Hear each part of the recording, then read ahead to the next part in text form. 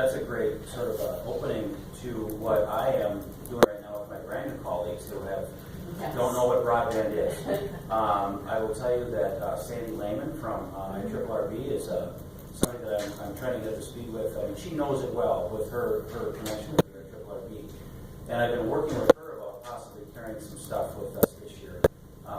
It is a heavy carry, especially for a freshman.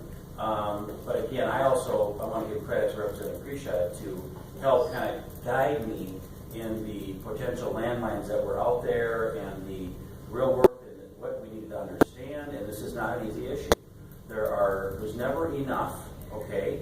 And it is a evolving technology. So we can't ignore, I think, those two factors that challenges us as policymakers and folks that kind of control the purse strings. How much can you spend on something when things are changing so fast? And again, let's remind us, we've got roads and bridges and healthcare crisis in front of us, and people might say, okay, that is important too. So we have got a lot of that stuff out there.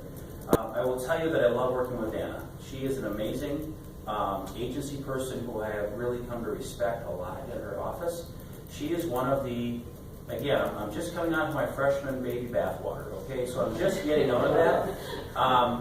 And I'm loose, and I sometimes don't follow the script real well, but she's an agency I like to work with. And she is a champion, and I've been very honest with her in her office. And again, I have told her I hope this office has a limited life, because we're going to get it all done.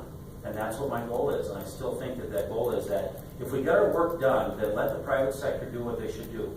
But we need the backbone, and I'm still a champion for this cause.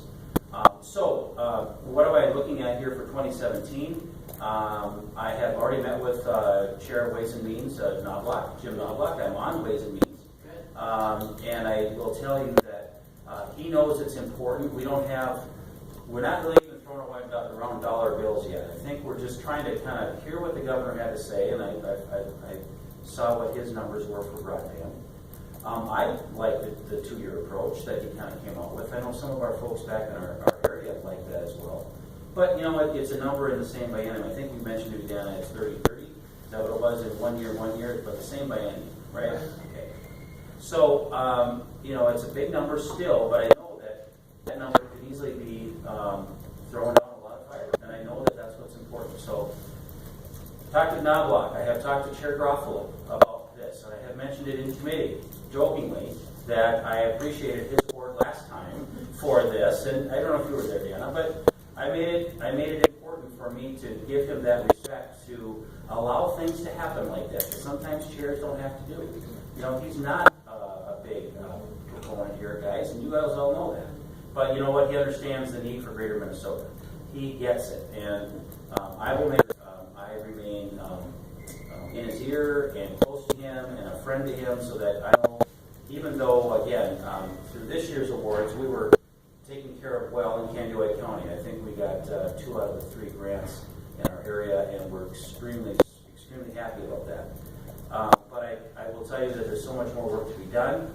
But I'm also still learning as this thing is evolving. Your numbers keep kind of changing and evolving as more grants are put out there, as the Office of Broadband is winding up some of the projects from the earlier grants.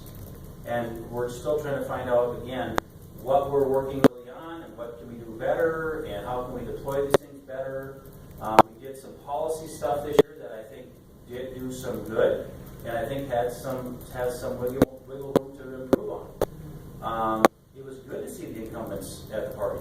It was encouraging, and again, I'm now. This is the time when we can start asking the questions: what can we do to make it more efficient for the office? How we can get more miles out there with the same money? Encouraging to see private dollars over, having a higher percentage than the state dollars. I think we have to continue to find ways to push that. I am still wanting to be one of your champions for sure. I think that, and also Representative Prisha and I have been talking about our broadband approach.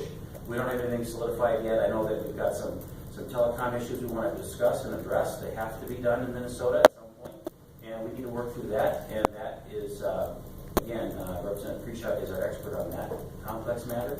So, but I am here to, tell you that there's a number of us that know this is very important to us. Each session, I think, has its own personality, as you know, Madam Chair. And so I think we just have to make sure that we are paving our friends in the offices of the election certificates that they hold, and we need to make sure that we tell them through members like myself and our new members that this is an important issue. So I'm anxiously waiting to update my freshman class actually with a meeting with all of them to talk about just broadband and how I have learned a lot. So with their assistant majority leader, I forgot his name now. The new forgot. But anyway, I want to make sure that we meet with them to talk about broadband. So that'll be one of my next few weeks. I'm going to have a meeting with them. Excellent.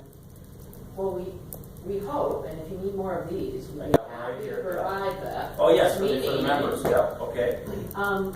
One of the things that we often talk about, and we were just doing some planning for the year ahead, and actually always plan towards the report that we will publish at the end of the year for 2017. We're planning our work, and we think about how can we be a good partner to people like you. We're good champions already at educating other legislators, so they understand, like, we need to keep doing this. We need to keep our foot on the gas to keep going. And so, one of the ideas is, as the projects are really wrapping up here in that first round, is we plan on visiting at least, a couple of those projects out there and maybe focusing on the economic and community impact in our next publication next year. What types of things do you think make a difference with your colleagues in telling the story of broadband going forward? Whether they read the first 2 pages of the report or they read none of the report, whether we're coming before them in a committee and talking to them